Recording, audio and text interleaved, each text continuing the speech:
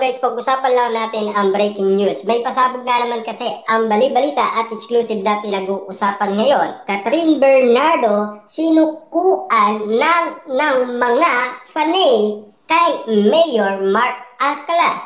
She in the right age. Ibig sabihin, yan ang sinasabi ng mga Delulu fans, ng mga Katniel fans, na talagang solid na solid umano kay Catherine Bernardo dahil nasa tamang edad na daw si Catherine Bernardo. Hindi lang natin alam kung bakit nga naman kasi ang iba ay pinipilit pa rin nila na mali ang ginagawa ni Catherine Bernardo. Ang iniisip kasi nila, red flag daw itong si Mayor Mark Alcala.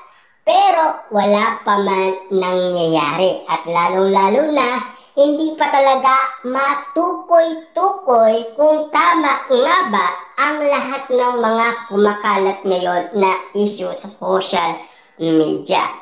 Sumuko na ang ilan mga fanay ni Catherine Bernardo sa kung anuman ang gusto nito sa kanyang personal na buhay. Ngayon, viral ang di umano'y larawan ng aktres kasama ang nachichismis na public servant sa Laguna. Kaliwat kanan ang balita tungkol sa larawan na kuhanan ng isang netizen sa airport kung saan sinasabing sabay raw na pupunta ang box office queen at si Mayor Mark Alcala sa Australia. Sabi ng ilan mga fanay na sumabit sa post ng mga stolen shot ni Catherine Bernardo na naka-face mask at ng sinasabing mayor na naka-face mask din. Ipinapaubaya na nila kay Catherine Bernardo ang anuman choice nito sa buhay. Lalong-lalo na kasi ayon kay Ogie Diaz, may sariling free will umano si Catherine Bernardo. Kahit ano pa man ang sabihin ng karamihan, si Catherine Bernardo pa rin ang magdidesisyon kung sino ang kanyang pipiliin. Kaya nag-surrender na or sumuko na ang mga Delulu fans at pinauubaya na lang kay Catherine Bernardo ang sitwasyon. Pero ang iba hindi pa rin kayang tanggapin at nagsusumbong pa rin sila kay Mami Min Bernardo. Ano kaya ang mangyayari sa ganitong sitwasyon na pinag-uusapan hanggang ngayon na hindi pa rin matapos-tapos ang issue ni Catherine Bernardo at Mayor Mark Alcala? Papaano nga naman kasi meron kasing nakakakilala umano sa nasabing larawan ni Catherine Bernardo na malapit daw sa pinsan ni Mayor Mark Alcala ang kasama ni Catherine Bernardo. Ayaw ko kay Mayor Mark Alcala para kay Catherine Bernardo, pero again, I'm not here.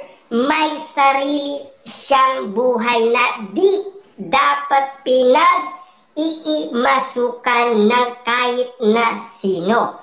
Si in the right age, tama man o mali, pili niya, it's her choice. Just one wish na sana maging masaya siya lagi at di masaktan. No matter what, I'm just here to support her.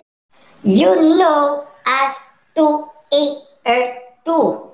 Na try harder, masyado naming mahal si Catherine Bernardo. Correct, she is in the right age. Wala pang kumpirmasyon sa nakuhanan na moment ni na Catherine Bernardo at Mayor Mark Alcala. Kung bakit nga naman kasi pinagkakaguluhan at pinagpipestaan at pinag-uusapan at lalong-lalo na kung bakit nga naman kasi trending at viral na viral at kung bakit nga naman kasi ang bawat moment na pinagkakaguluhan.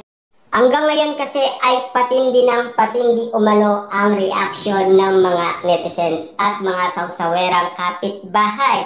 Lalong-lalo na ang iba't ibang mga Dilulo fans ni Catherine Bernardo na naniniwala sa kanya at hindi naniniwala sa kanya.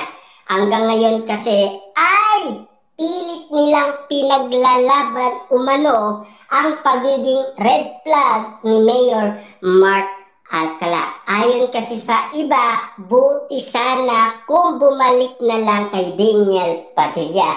Ika nga kasi ng iba, baka pinagtatawanan lang ni Daniel Padilla si Catherine Bernardo. Yan kasi ang mga update sa atin ng iba't ibang mga netizens at mga sawsawerang kapitbahay, lalong-lalo na ang mga Dilulo fans. Hindi lang natin kayang ipaiwatig ang mga reaksyon nila at mga komento nila patungkol sa mga kumakalat ngayon na resibo at ebidensyang tumutukoy na magkasama daw sina Mayor Mark Alcala at Catherine Bernardo at spotted daw sa NAIA at pupunta daw sa nasabing lugar na Australia.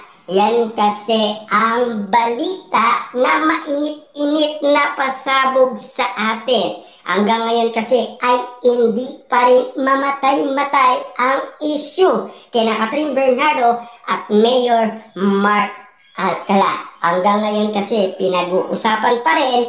Hanggang ngayon kasi nag-iintayan sila ng mga resibo at ebidensya sa Australia kung katotohanan man ang kumakalat ngayon na balita patungkol kay Catherine at Mayor Mark Alcala. Siyempre, ang iba nga naman kasi nag-iingat lang sila kay Catherine Bernardo. Lalong-lalo na kasi si Catherine Bernardo ay superstar na at famous na at pinagkakaguluan na. Kaya nga naman kasi, to the rescue nga naman kasi ang mga Dilulo fans. Pero ang iba, sumuko na at pinaubaya na ang desisyon kay Catherine Bernardo dahil nasa tamang edad na ito.